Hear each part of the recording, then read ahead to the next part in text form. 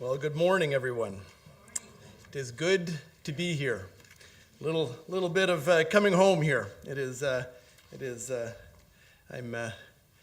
good to see many familiar faces. Although I have to say I'm feeling a little uncomfortable right here because I'm not getting my head bonked on the head from the screen above, or going over there to flick it to try and get just the right level so that the projector and all fits in.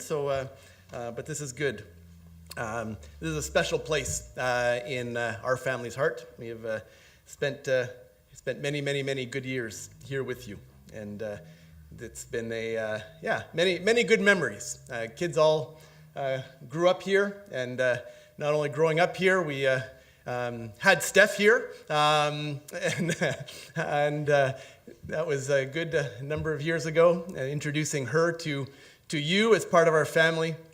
And we're thankful to have her, and glad that she is that you're taking care of her here, as well as Eddie and Eze.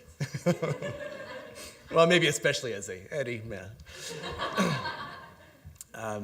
But it is good. We are spent many good times with many of you, from installing water filtration systems and solar panels in orphanage in Haiti, and doing the potlucks and various services and meals and friendships here. So very thankful for each and every one. I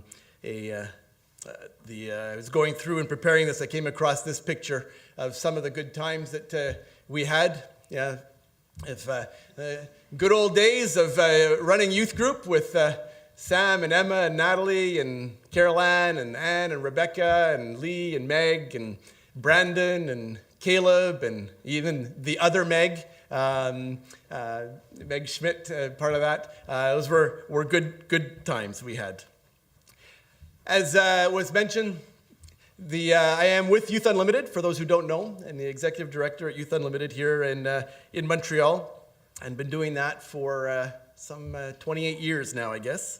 And so I want to say thank you to all of you, to this church, and to many of you individually as well, who have been so faithful in supporting the work that we have been doing with Youth Unlimited, for supporting me personally, probably for 25 years.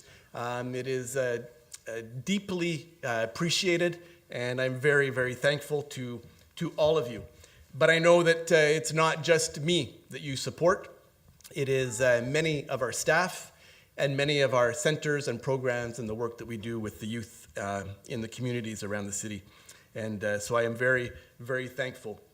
And I'll say that it's not just financial. I so appreciate the heart of this church to kick in, to volunteer, to provide meals at l'école, to pitch in whenever there was a need, whether it's a crisis with a family, or there's a need to get kids to camp, or there's a need to send tents to Haiti, or whatever it might be. Bethel has always been first to jump on board and to support that and to do that, and so I say thank you. I am thankful for that we also have a new board member that you may not know. So if you have any issues with anything I say, or anything problems with anything that Youth Unlimited is doing, just go see Caleb. Caleb is our newest board member, and so we are very glad to have him on. And we kicked his older uncle off the board and replaced with a younger, newer, smarter version.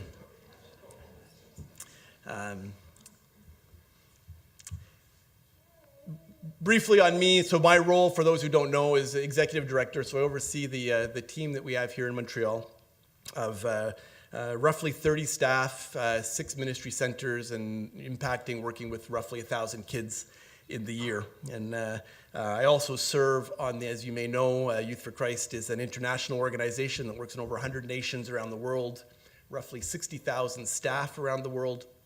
And I actually have the privilege of serving on our world leadership team as well, which takes a portion of my time, but is a very enriching, and I'm very thankful to be part of that. As you know, as you may know, simply put, Our mission is to see every young person in this province living fully in Christ. And really that drives everything we do. We really do want to see every young person living fully. And every is sometimes we kind of joke about that and say, Lord, could it just be most or some? Because some, it is hard to see. You sort of go, okay, is it really every? But it is. We really need to maintain that perspective of wanting to see every young person living fully. And this is a challenging time to be a young person. And our desire is to proclaim good news to a world in desperate need of hope, and to offer opportunity to pursue and discover purpose and meaning through a relationship with Jesus. We have at Youth Unlimited in our programming, we use what we call a full life model. Keep going. Next. Yeah, there we go. Which kind of describes when we say we want to see every young person living fully, is we really want to see every young person living fully in all 5 of these areas: spiritually, physically, relationally, mentally, and vocationally. Jesus said, I came to give life and give it to the full. And it's full life. It's all aspects of our life. Absolutely, the spiritual is part of it. And you see the blue little ring, going, that weaves its way through all of them, because it does. But really, we want people to have healthy relationships, to be cared for, to have, whether it be needs for the food or accommodation, or the mental health issues of our day, purpose and hope in their vocation. That is what we really want to pursue and see come to life in each of the youth that we work with. So that's our kind of our full life model. But then we have our different ministry centers. And so this is La Corde. Many of you have been there or know La Corde. La Corde is it's been 17 years that La Corde has been running, which is kind of pretty crazy to see what has happened there. And our desire when we went there was to build bridges and trust and relationships in the community, and in order to see a transformation in that community. And we really have seen a transformation in that community. And it's really cool to see. And no, it's not just us by any means. I will never pretend or want to ever even hint at that being the case. But we have played a very significant place in that community. And La Corde is a beacon, it's a hub, it's a community center for the entire community. And it is really, really cool to see. We run lunch programs, breakfast programs, after-school programs, mentoring program, and various aspects of that at La Corde. And it's challenged. There's kids that come in with all kinds of challenges, and we seek to work with them. As Mick was saying just the other day, he said there's talking about one family, and it was just cool. I said, I'm going to share that. Samuel, Kwame, and Abigail, young family, or 3 siblings that have been coming to La Corde for the last few years. And they've recently, family has no religious background, parents aren't interested in faith, but they appreciate what the kids are receiving at La Corde.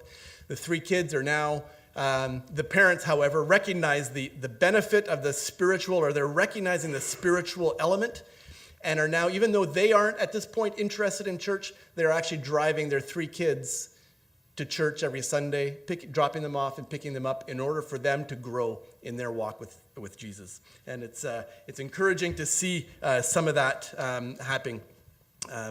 We recently had a community assessment, community exegesis done by Christian Direction, which reviews the whole community and some of the needs in there. And so as a result of that, we are looking to develop a few new programs, looking at the kids themselves have actually said, we would love to see this. So a form of a cafe for helping to go further with tutoring for kind of more the 15 to 20-year-olds, as well as a gym program, sports program. And they've actually been asking, can we please have a discipleship program to sort of a next level of discipleship? So we're looking at launching that. And so we're looking to develop those and grow those. And just as an FYI, I don't know if you have a copy of this or Tommy, if you're here, I don't know if you have a copy of this, but this is a West Island exegesis. This one for Cloverdale comes out of this one. We did some extra study on that one, but this is just a study of the West Island community and some of the needs and in the West Island. And so I would, if you don't have a copy, leadership or whatever, I can leave you this one if you want. But it's a great study of what the needs in the community are.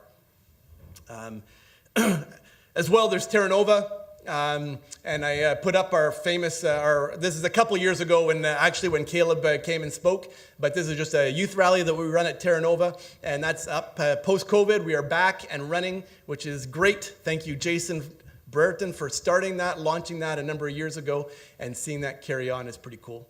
And there's also Common Ground and day camps and other things that run out of the Terra Nova Center. And then in Chateauguay, we run a drop-in center. And also our Teen Moms program that runs there. And the Teen Moms program, as you can imagine, has a lot of challenges as well. I tell you a story about Sarah, who's 17, dealing with an unplanned pregnancy, dealing with all kinds of abuse and trauma, failed relationships, mental health challenges, and just lots of chaos in her life. But she had a commitment as a 17-year-old that she still wanted to be the best mom possible for her kid. So she came to Options. She found supported Options, and through parenting programs and workshops, and she got some tools to help guide her in her motherhood, in becoming a better mom.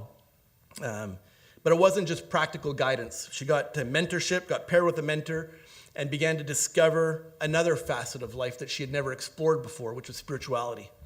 And she started attending church, and she found herself drawn to the hope and redemption that was being talked about. And in January,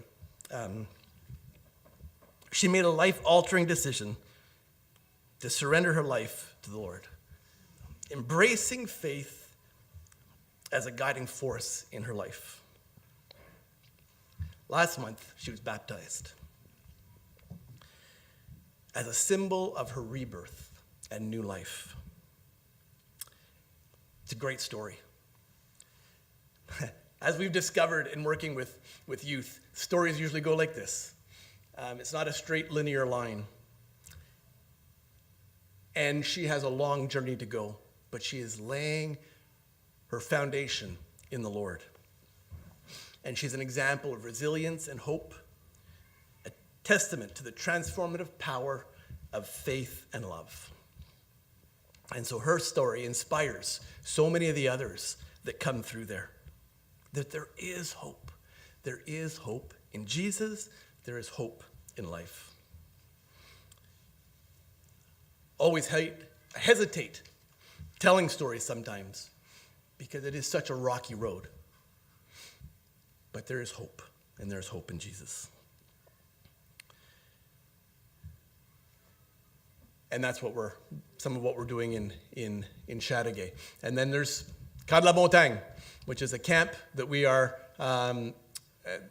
in the Laurentians that they have begun demolition. And so we hope that over the course of the coming months, we will have a center or a camp there that will accommodate about 40, 50 people and be used for teen moms to go to, for l'école kids, for inner city kids, for kids from youth groups to go to be able to experience the Creator. There is nothing like staring up at the stars at night and then talking to a kid about whether there's a God or not. Because it is just too spectacular to say, nah, no God. It's amazing the conversations that we can have. And so we hope that this will be a great tool in furthering that conversation. And have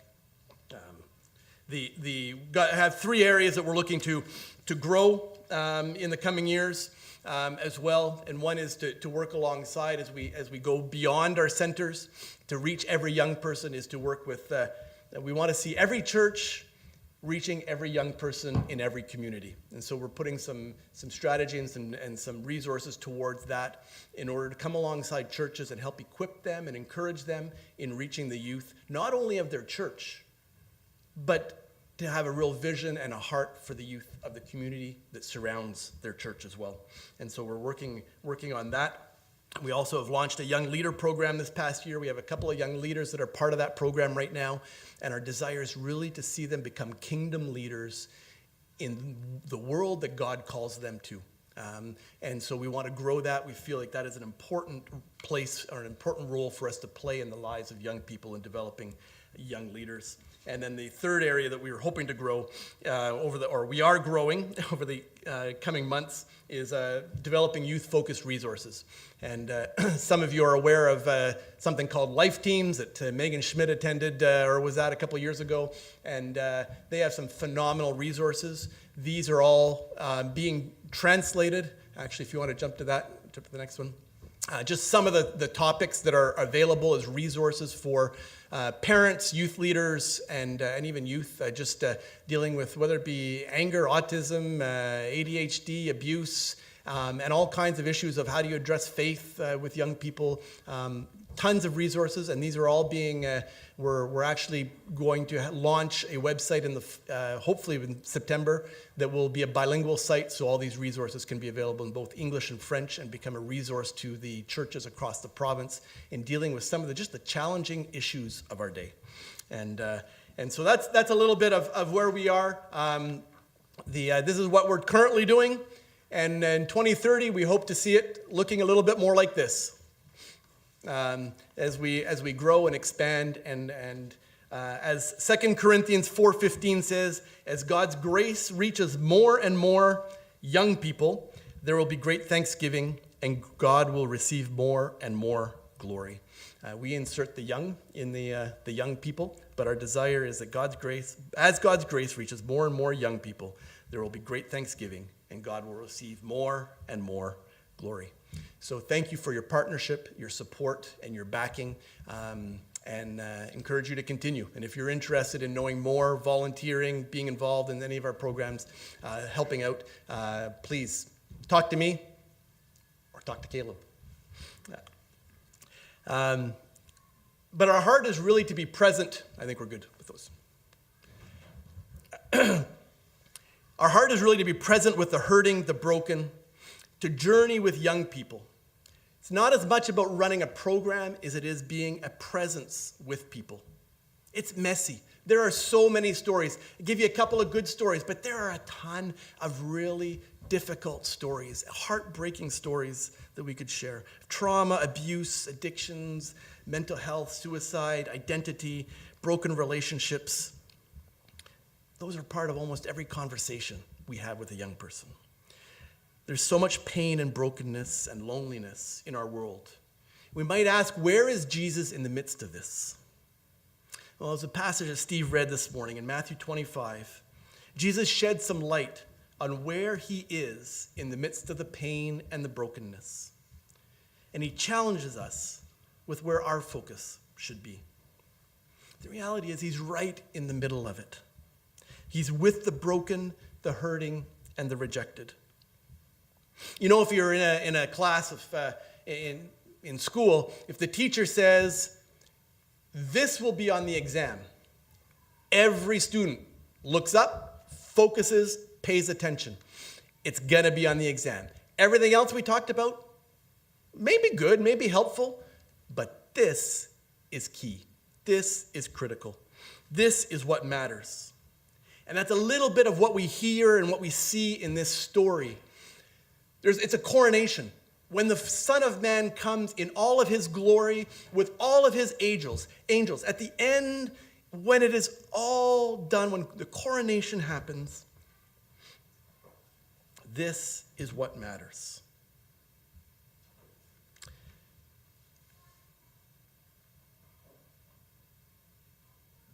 People who would have heard Jesus saying these words would not have been surprised. This wasn't like oh, wow, never heard that. Kind of like if you're in a class and a teacher says, this will be on the exam, and you're in a English class and they start talking about math. you kind of go like, I think we have a problem here. This is not a whole different subject. This would not be a surprise. This would not be a shock. This is just an overflow, and naturally, I suspect that most of the people there listening would kind of go, okay, that reflects what we've done for the last 3 years, or what we've seen for the last 3 years. This is a couple of days before his death, and it's almost a summary. From the very beginning, back in Luke 4, Jesus says, as ministry launches, it says, the Spirit of the Lord is upon me, because he anointed me to preach the gospel to the poor. He has sent me to proclaim release to captives and recovery of sight to the blind, to set free those who are oppressed, to proclaim the favorable year of the Lord. Caring for the least of these is a defining mark of a follower of Jesus. We need to pay attention. Throughout his ministry, regularly you hear Jesus talking about these two kingdoms, and we need to pay attention to which one we're living for. There's the kingdom of this world and its priorities, which are, there's the Romans, the political, powerful rulers. There's the Pharisees. Oh, you rock. I think you're my favorite son-in-law. Just don't tell Max. And then there's the Pharisees. Well, there's the Romans and the Pharisees, the religious leaders who saw themselves as kind of the keepers of God's moral law. Both sought power, control, self-interest, advancement, and kind of protecting their position in society. But Jesus paints a different picture of his kingdom. Jesus says in this passage and throughout his ministry that what is important is being present with the outcasts, the demon-possessed, the adulterous, the sick, the lepers, the blind, the lame, the brokenhearted, the sinners. Jesus identifies himself with these people throughout his ministry. And those people are around us. Those people are us. It's the sick, the poor, the hungry, the homeless, refugees, immigrants, those fleeing war, maybe in our day, those who have not fled war even, but whose countries are at war with each other and the challenges that they deal with. It's people struggling with hope and purpose. There's a guy in Cloverdale, well known in the Cloverdale area. His name is Kwame. Same name as the other guy, but he's well known in the community. He's a blind guy. He's known as the blind guy who loves to go for a walk and help the elderly with their errands. Seriously. Though he's independent and fairly resourceful, he's regularly in at La Corde looking for assistance and helping. And I want to be Kwame. I want to be in the midst of helping others and also being vulnerable to be able to receive help as well from others. I love the opportunity we have to be present with people like that. God's kingdom has radically different priorities from the world's. So let's just take a few minutes and look at 3 of the priorities that Jesus has, or that the kingdom has. First, in Jesus' kingdom, one of the priorities is to recognize the image of God in everyone we interact with. Jesus calls the least of these his brothers and sisters. He recognizes family. He values them. They're his equals. They're not subjects. They're brothers and sisters. I remember, I think I've used this example here previously, but I'm sure some haven't heard it. So a number of years ago, many years ago, I did an Arrow leadership program. And we did a section on poverty and homelessness. And one of the assignments that I had to do was to go and panhandle $5. And so I didn't shave for a number of days and then put on my work clothes and went down to the corner of St. Catharines and St. Laurent and pulled out a Tim's cup out of a garbage can and sat down on the side of the street and held it up to try and panhandle $5. There's people, it was a view, because my whole view of everybody walking by, stepping around me, that I was just an annoyance to, that were, just navigating me and kind of basically ignoring my existence. And then I also saw this beautiful community of the least of these who were caring for each other in the midst of this. And I was accepted into their community of the least of these. And it was beautiful. But I'll never forget, one little old lady came along, kind of like she'd be my mom or my aunt, came along. It was a cold day. She came along. She stopped. She kneeled down, probably put 75 cents in my cup, looked at me and said, "It's a cold day. Try and stay warm and get some warm food. Have a great day." She got up and walked off. I have never looked at another squeegee person, homeless person, the same since that moment. She altered how I see people because she saw value, she gave me dignity, and she cared about me. She was, for 45 seconds, she was with me. And it was powerful and one of the more powerful experiences in my life. I got up, 75 cents was good enough. I wasn't going to get to $5. I didn't figure. It's hard work to get to $5. But I will never forget that moment. And I want to see others the way she saw me. In Jesus' kingdom, one of the priorities is to see the image of God in each and every person we interact with. Second priority is to care for those for whom we have nothing to gain. James 1:27 says, "Pure and genuine religion in the sight of God the Father means caring for the orphans and widows in their distress and refusing to let the world corrupt you." I think the reason Jesus defines true religion as caring for widows and orphans and other times aliens or brokenhearted or lonely is they have nothing to give in return. I will get nothing in return for my interaction, for spending time with them, for being present with them. We're all ready to fight for our own rights or for our own protection, for our own freedoms, for our own desires. I can get riled up. I remember getting really riled up about a ticket I got once. Now, I've had a number of tickets in my life. Most of them, sorry, Dad, just don't listen, okay? I've had a number of tickets in my life. Mostly deserved. That's probably my car. There we go, see?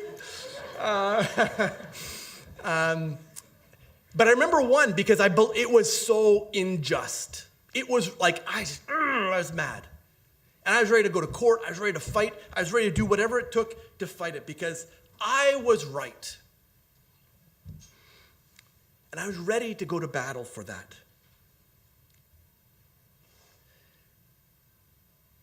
But am I moved in the same way when somebody else is treated unjustly that might not have any effect on me? I don't know. Maybe someone of a different faith. A Muslim, remember the story of the Muslim lady who lost her job teaching. Do we get riled up when there's injustice? Do we get riled up with the injustice of the crazy amount of sex trafficking that's going up and down the 401 every day? Does that tick us off? Like, do we want to fight for those things? Are we going to fight for the least of these? Caring for the least of these should not be motivated by personal gain. It's kind of like if you went to school with someone and they became famous, you kind of look back and say, dang, I should have been friends with them. If I'd known they were going to be famous, I would have been, I would have been friends with them. But it's self-motive. It's motivated for personal gain. Should have just been friends with them in the first place. Following the least of these takes away from this kingdom's priorities, our wants, our rights, and our causes to focus on God's radical kingdom. So a good test might be if you have nothing to gain from an injustice, you're fighting for that injustice, probably in the right place, and you may be working in holy ground. And the third priority is the example of Jesus of being with us. we need, Jesus was with people. When they announced Jesus, when the angel announced Jesus coming, he said, you will be called Emmanuel, God with us. And that is who Jesus was. Jesus came to be with us. He came to be present in our lives. He didn't come to run a program, didn't come to sort of check box to do all the right things. He came to be with us, and he came willingly. He didn't say, yeah, I came because I had to. My Father made me do it. No, he came for us. He came to be with us. So 3 priorities. Recognize the image of God in everyone. Care for those for whom you have nothing to gain. And follow Jesus' example of being with us. That lady on St. Catherine Street was with me. She didn't just give me 75 cents. She was with me for that time. And as we engage with people, let's be present and engaged in their lives. So how do we do that? We need to walk in the love of the Father. And I appreciate Rael leading us this morning and all he had to share in the first service about the Father's love, how deep the Father's love for us. I was at a conference recently, and the person said, if you're trying to love more than you are being loved by the Father, it's just religious affection. If you're trying to love more than you are being loved by the Father, it's just religious affection. We need to grow in understanding of how wide, how high, how long, how deep the Father's love is for us. Those in this passage that we read earlier, they don't even know that they're serving Jesus. They just do it because it comes naturally. It's what they do. Their love overflows out of them. Hosea 6:6 says, I desire mercy, not sacrifice. Neither of the groups there noticed Jesus. But the one group, the sheep, their love just overflowed. They demonstrated mercy. Where the other group, it was kind of like, well, if you had told us that was you, then we would have done it. And it's more out of sacrifice. And Jesus is saying, sacrifice is not bad, but what I want is your heart. What I want is mercy. What I want is love. And the only way that you can demonstrate that is through the overflow of the Father's love in your life. In 2004, the Summer Olympics of 2004, there was a guy named Matthew Emmons. He was the best in the world at the three-position rifle, in three-position rifle. So he gets to the three-position rifle final, and he's he's cooking along. He hits the first 2 targets dead on. He is leading by a large margin. He has one more target. He is ahead, so far ahead that if he even hits anywhere on the target, he's going to win the gold medal. So he lines up, he gets down, he lines up, does all his thing, fires, bam, bullseye. And he looks up, and he sees his name drop from 1 to 8. What happened? He hit the wrong target. He hit it well, but he hit the wrong target. Caring for the least of these is a defining priority in the Son of Man's kingdom.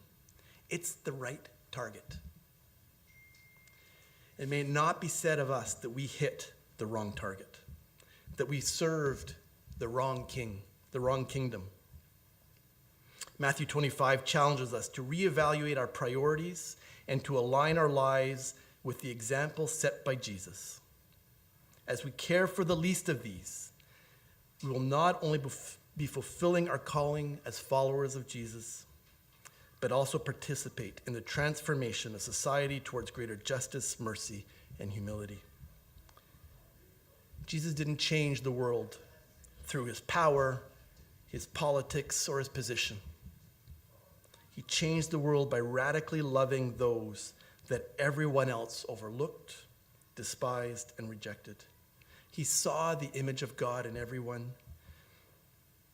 He did it for no personal gain, just because he loved them.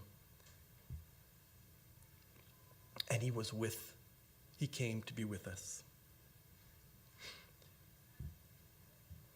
We can change, if we want to change the world, it's going to be through our radical love.